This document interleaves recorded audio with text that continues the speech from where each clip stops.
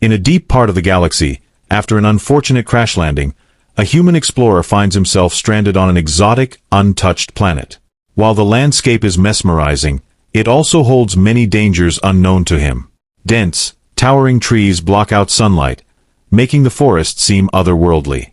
Strange plants emit glowing spores at night, and unfamiliar creatures roam the forest floor, curious but wary of this new visitor. The human was initially fearful, having heard stories of isolated tribes who react aggressively to intruders. Yet, he finds himself approached not by hostility but by a cautious, organized group of alien women with unearthly beauty and a striking appearance.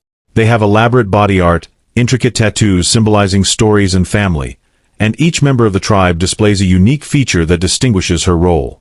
Some have intricate designs that look like natural armor, others have deep shades of eye markings, and a few possess subtle glows that help them navigate the dark forest paths. After assessing him, the tribe decides he isn't a threat and cautiously welcomes him into their fold. He's escorted to their village, a series of tree platforms connected by woven bridges. The architecture is unlike anything he's ever seen, natural, yet sophisticated.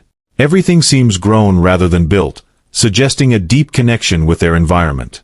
The homes are adorned with hanging lanterns, floral arrangements, and carvings that symbolize protection, prosperity, and unity. For the tribe, males are an uncommon sight. They have evolved in isolation and have little exposure to anyone outside their clan. Their customs are complex, with rituals he doesn't fully understand, and they communicate primarily through gestures, expressions, and the occasional use of vibrant, musical sounds rather than words. His presence sparks curiosity and a mix of reactions from the alien women. Some are intrigued, others wary, but all are undeniably fascinated by this outsider. As days pass, he learns to adapt to the tribe's ways. He participates in hunts, gathers fruits with members of the tribe, and even attempts to learn their non-verbal language. They teach him survival skills that feel almost like magic, blending instinct with deep knowledge of the land. Through signs and expressions, they instruct him on how to find drinkable water, which berries are edible, and how to read the warnings of the forest's creatures. In turn, he shares some knowledge he possesses, explaining fire-making techniques that surprise them, as they have their own energy sources derived from certain plants. Slowly, he builds a relationship with the tribe's healer, a woman with silver hair that glows faintly in the dark.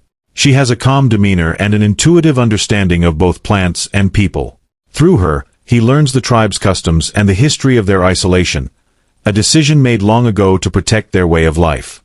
They have legends of others, like him, who once tried to influence or control them. Yet, he shows respect for their boundaries, proving his intentions are not to disrupt but to survive and coexist. His stay is extended, and he becomes close to several tribe members, forging bonds through shared experience and the mutual effort to understand one another. Despite the cultural differences, they discover common values: respect for the environment, loyalty to family, and the pursuit of knowledge. He feels a pull toward this strange life, enchanted by its simplicity yet deeply aware of the complexity of their traditions and beliefs. When the time finally comes to decide whether to leave or stay permanently with the tribe, he faces a dilemma. In his heart, he has become part of their world, one with the ancient rhythms of the forest and the unique bond he has developed with the tribe. He stands at the edge of the forest, torn between two worlds, knowing that either choice will shape him forever. The human stands under the starlit canopy of the alien forest, his thoughts spiraling as he contemplates his choice. Leaving would mean returning to the familiar comforts of human civilization, yet he's changed. He's come to respect, even love, the tranquil rhythm of life among these beings. Each step in their village, each glance exchanged, has cemented his place in this alien community. Despite their initial wariness, they've welcomed him with open arms, teaching him how to see life through a new, profoundly different lens. His closest friend in the tribe, the healer with the silver hair, senses his turmoil. Her understanding gaze meets his as she approaches. Although their communication is mostly through gestures and expressions, she conveys a deep empathy, her hand resting on his shoulder to offer comfort. In these silent exchanges, he feels understood in a way he never has before. The healer motions toward a clearing in the village where a ceremonial fire burns softly, casting warm, flickering shadows across the gathered tribeswomen. It's a rare night, one that marks a celebration of renewal and memory. The healer explains through signs and symbols that the tribe honors both past and future on this night. They sing in their musical language, a chorus of tones that rise and fall like the rustling of the forest, celebrating their unity and remembering those who have left them. The ceremony is both beautiful and haunting, filling the air with a reverence that stirs something within him. He wonders if there might be a way to honor his own past and embrace this new world at once. In the following days, he dives deeper into the customs of the tribe, watching as they harvest medicinal plants by night, guided by the moon's light. He learns about the tribe's history from the healer, who shares stories of their ancestors' sacrifices and victories. Her gestures paint a picture of ancient clans who had once warred for control over the land before choosing peace and unity. These stories carry a cautionary message about harmony with nature and each other, something he realizes humanity has often overlooked. As he gains the tribe's trust, the women begin inviting him to participate in more intimate aspects of their lives. He joins the hunters as they move through the forest like shadows, almost invisible among the towering trees, and is trained in their unique combat techniques. The tribe's warriors don't fight in traditional ways. Instead, they use a dance-like style of movement, utilizing the environment to their advantage. Observing their fluid, graceful combat, he sees the elegance and ferocity in their traditions. It strikes him how much their ways are about unity with the environment, not conquering it. Over time, the human's presence subtly influences the tribe, too. His different perspective and ideas open new possibilities for them, blending the best of both their worlds. When one of the tribe's children falls ill, he works with the healer to apply a blend of his knowledge and her natural remedies. Together, they create a healing technique neither could have devised alone. The shared success binds him even closer to the tribe, especially to the healer, with whom his connection has deepened beyond friendship. Yet, as his relationships grow stronger, so do the challenges he faces. Some members of the tribe still view him with suspicion, worried that his influence may disrupt their ways. They remember past intrusions by outsiders who brought conflict and disease, and though he has proven his good intentions, they can't fully erase their mistrust. This causes tension within the village, with some voices quietly demanding he be asked to leave. The human struggles with guilt, feeling like his presence, though welcomed by many, may ultimately be more burden than blessing. One night, he decides to confront these fears and seeks out the tribe's leader, a dignified woman with markings that tell the story of her leadership and battles. She listens to his worries, her piercing eyes studying him with the wisdom of someone who has weathered many conflicts. With a gentle but firm gesture, she assures him that change is part of life, and his arrival has merely accelerated what was already beginning to shift. She believes that he has given them new tools to defend and sustain themselves, though the full impact of his presence will take time to reveal itself. In the days that follow, his place among the tribe is further solidified as he begins to share his ideas for improving their shelter, creating stronger defenses against the forest's more dangerous creatures, and even suggesting ways to store and preserve their medicinal plants. Together with the healer, he constructs a small, fortified shelter, a blend of his architectural knowledge and the tribe's intricate, organic design. It becomes a symbol of the merging of their worlds and, for him, a personal project that reflects his commitment to this life.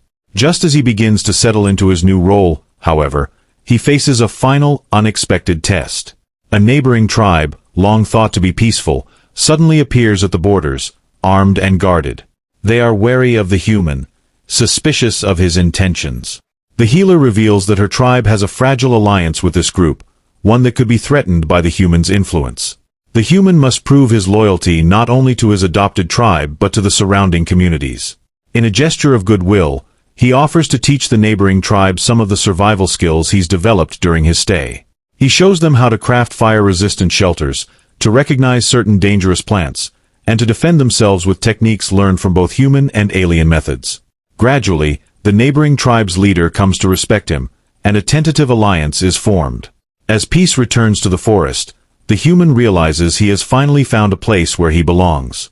His connection to the tribe, and especially to the healer, has rooted him deeply in this land, which now feels like home. He no longer thinks of escape or return. Instead, he dreams of a future where he can grow old among these people, learning from them and contributing to their society. The tribe, once isolated and suspicious of outsiders, has opened its heart to a new future, one where their ancient traditions continue but with the influence of a single, unlikely friend. Together, the human and the tribe look to the horizon, the boundaries between their worlds blending under the vast starlit sky. As seasons pass, the human becomes not just a member of the tribe but an essential part of its fabric.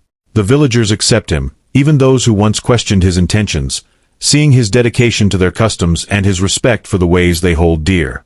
His close relationship with the healer, built on shared compassion and mutual understanding, strengthens, and they form a deep bond that transcends the barriers of their species and culture. Their partnership becomes a symbol within the tribe, representing the bridge between old traditions and new possibilities. Over time, the human and the healer begin sharing leadership duties. Together, they help the tribe adapt to small changes he has introduced, minor modifications to their hunting tools, improved shelters, and storage techniques, blending his knowledge with their wisdom. These adaptations allow the tribe to live more securely and sustainably in their homeland, ready to face the challenges of a changing environment. One evening, under a crescent moon, the human reflects on how he came to this place and the journey that led him here. He feels a sense of gratitude he's never known, finally understanding that his crash landing wasn't a misfortune but a second chance. In his heart, he feels a peace that he hadn't experienced in his previous life, which now feels like a distant memory. The healer senses his reflective mood and approaches him quietly. She sits beside him, their hands finding each other naturally, each gesture conveying a universe of understanding that words could never fully express. As they sit together, the healer points toward the distant mountains, and with a few silent gestures, she explains the tribe's belief in life's cyclical nature. They see time as a wheel, constantly turning, forever changing, yet always carrying their memories forward. To her and the tribe, the human is now a part of that wheel, a part of their collective story that will live on through future generations. As months turn into years, the human's once fleeting presence becomes permanent. He becomes a respected elder, sharing tales of his human origins with the younger tribe members who listen in awe, fascinated by his stories of distant planets, towering cities, and metal machines that soar through the stars. He balances these stories with lessons about respecting the land, cherishing its gifts, and living in harmony with all creatures, values that the tribe has always held close and that he has come to understand on a profound level. When his final days come, he is not alone. The healer and tribe members gather around him, offering their songs and quiet companionship as he drifts into eternal rest. In his passing, the tribe creates a new tradition, celebrating his life with stories of his arrival and his impact on their community. They inscribe his tale on a tree near the center of their village, a mark in the bark that will grow and age with time, a testament to the human who became one of them. His memory lives on as a legend of unity and understanding, a reminder to the tribe that sometimes, what arrives from afar can bring unforeseen blessings. The healer visits his resting place often, her quiet gestures and memories connecting them beyond time. His story becomes woven into the tribe's identity, a cherished chapter in their endless cycle of renewal.